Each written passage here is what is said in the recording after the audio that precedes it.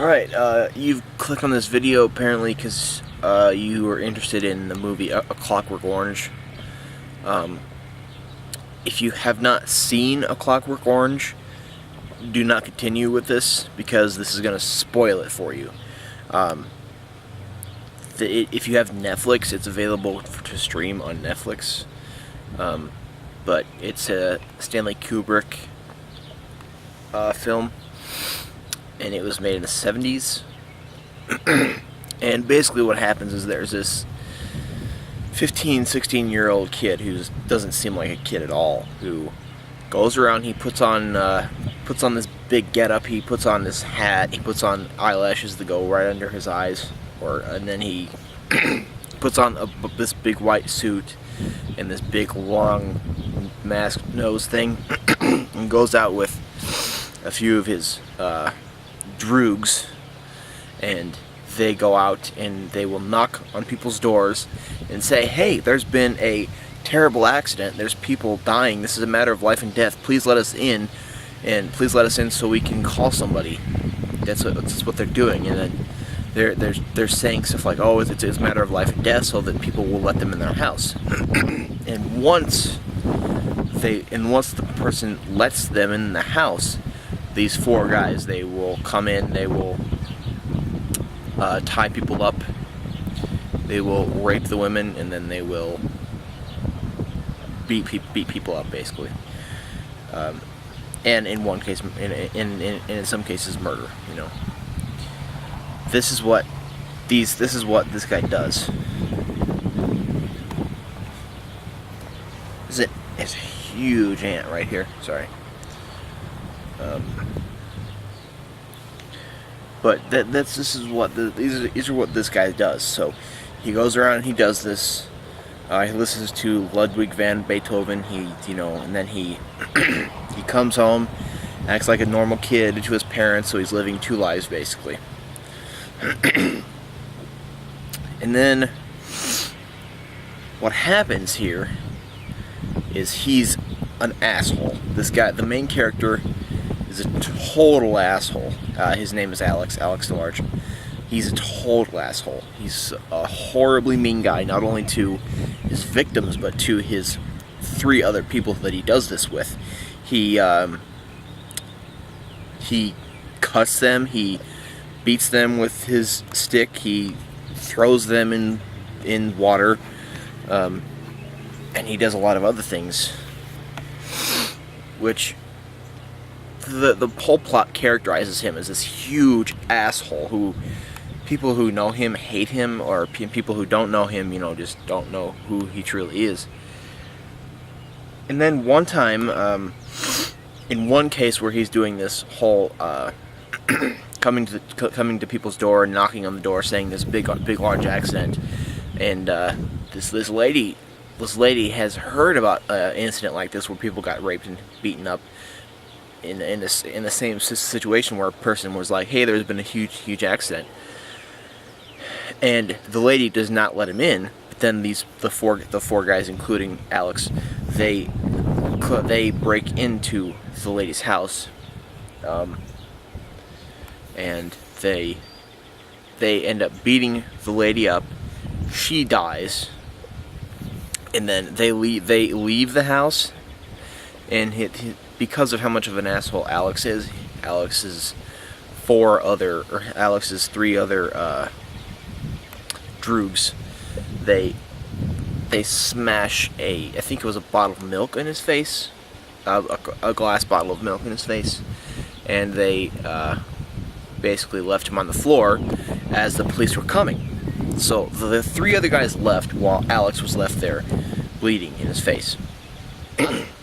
So Alex gets caught. He gets taken to jail, and he gets taken to jail, and he gets convicted, and he gets put in jail. And he gets put in jail for a couple of years, and he kind of gets to know the priest of the prison, and he asks the priest about this. What are you doing? Ugh, okay. You're ruining it. Stop it.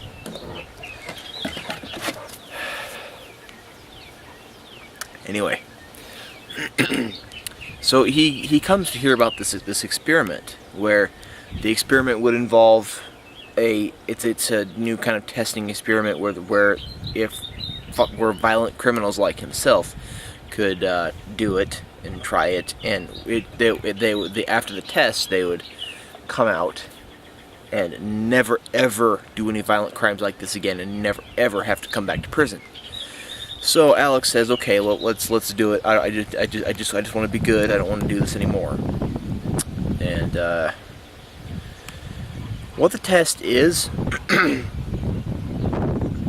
it's basically where they put him in front of a movie theater screen. Take these little grabbers, grab his eyes open so that his eyes will stay open and he won't blink. They take these things and they make his eyes stay open like this, like so that as wide as possible. And a guy sits next to him and puts drops of water so that his eyes don't dry out. And he sits there, and what he watches on the screen is he watches violent things happening. Violent things, like he watched. They made him watch thing of the Nazis going on. He made him watch a bunch of different kind of things that were violent, which made him hate violent crimes of beating people up and killing people, and made him hate violent rape, what he calls the in and out. And during one of these plays, they're playing Ludwig van Beethoven, the Ninth Symphony in the back, so he comes to hate the Ninth Symphony, which is terrible for him because he loves Beethoven. So what happens is he comes out of this pretty traumatized, and whenever he sees or whenever he sees violent crime or violent sex, or wants to do either of those things, he starts to get sick and throw up and stuff. So, and then once he gets out, once he gets out after the testing, he has 2 weeks of this testing. He comes out. He's pretty traumatized. He goes back to his parents' house. His parents have basically disowned him, and a different guy is renting out his room, and there's no place for him there. And his parents just like, well, we can't just kick this guy out, so you're kind of screwed, buddy. And then his snake that was living at his house had passed away, and he's so displaced right now. When he comes back from the testing, he's so displaced.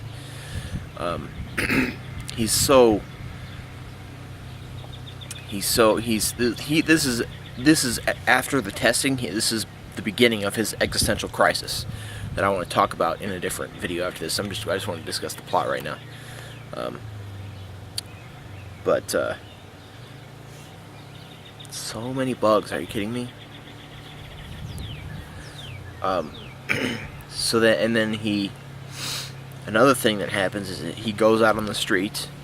And at the very beginning of the movie, him and his droogs, when he was still the leader and a huge asshole and was hurting people and stuff, he found a bum who was asking him for change, beat the shit out of this bum, alright? But then later, during his existential crisis after this testing, when he comes back home from prison, the same bum comes up to him and says, "Can you spare any change, sir?" And Alex even gives him some change. Then the bum recognizes him as the guy who beat the shit out of him a few years earlier. And then the bum gets all the rest of his bum friends, and all the bums beat the shit out of Alex, basically. And then what happens is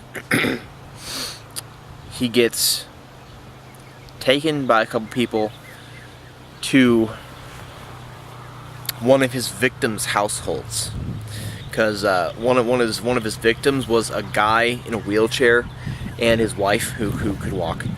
And what Alex and his droogs did at the beginning of the movie is they came into that man's house with the same whole, there's been an accident here, and they come in the house, beat up the old man in the wheelchair, rape and beat to death his wife. But then, during this existential crisis of his, what happens is, after he gets beat up by all those bums, he gets brought to the same victim's house, and the old man who his wife had passed because of Alex's crime, and but the old man is still there, and the old man sees him but doesn't recognize him at first, but then because he's been badly beaten, but after he's been cleaned up and fed a little bit, he's starting to come back to his normal self while staying in his own victim's house, Alex's own victim's house. And the man comes to recognize him because while Alex was in the shower of the victim's house, he was singing the song "Singing in the Rain," and while he was beating up him and his wife and raping his wife, he was also singing the same song, "Singing in the Rain." So he recognizes the same voice. So then he freaks out and understands what's going on here. So this is a huge existential crisis. So then he comes to, then the old man recognizes him, and it just kind of, it goes downhill after that. But this is a huge existential crisis. So this is what we have here. I have what I want to talk about in two further videos. I want to talk about this existential crisis, where he has somewhat of a concept of dread here. Well, I guess I won't talk about it in another video. I'll just talk about it here. But then we have an ethical question of the treatment of the violent criminal Alex DeLarge in A Clockwork Orange. But the whole existential crisis here that comes to him after his, because we have his whole criminal being an asshole thing, and then he gets put in prison, has his testing, and then he has his existential crisis. Basically, what's going on here is because he has this dread and despair coming to contact with nothingness in his existential crisis. You have dread and you have despair, and you have the whole kind of concept of what comes around goes around, asshole. You're gonna eventually take your lumps for shit that you do. But this is because when Heidegger is talking about dread and coming into contact with nothingness in What is Metaphysics, he's basically discussing coming into contact with nothingness, just like Alex has in this whole existential crisis. So this is a perfect example, because it's just nothingness for him. It's nothing. But then later what happens in the movie is Alex kind of ends up getting put in the hospital because he gets beat up pretty terribly during his huge existential crisis. And then the doctor of the testing of the previous testing for violent criminals comes and kind of apologizes to him, because apparently the testing has kind of caused some problems, and then I'll have to let you watch the movie to get a perfect understanding of it. And if you need to watch this movie. If you like to read existentialist things, then this is perfect for you, I think. So I think you should go watch the movie if you haven't seen it yet. But this is the whole existential crisis and existentialist ideas of A Clockwork Orange. But I just wanted that was a big long discussion, so I'm gonna stop there. So thank you.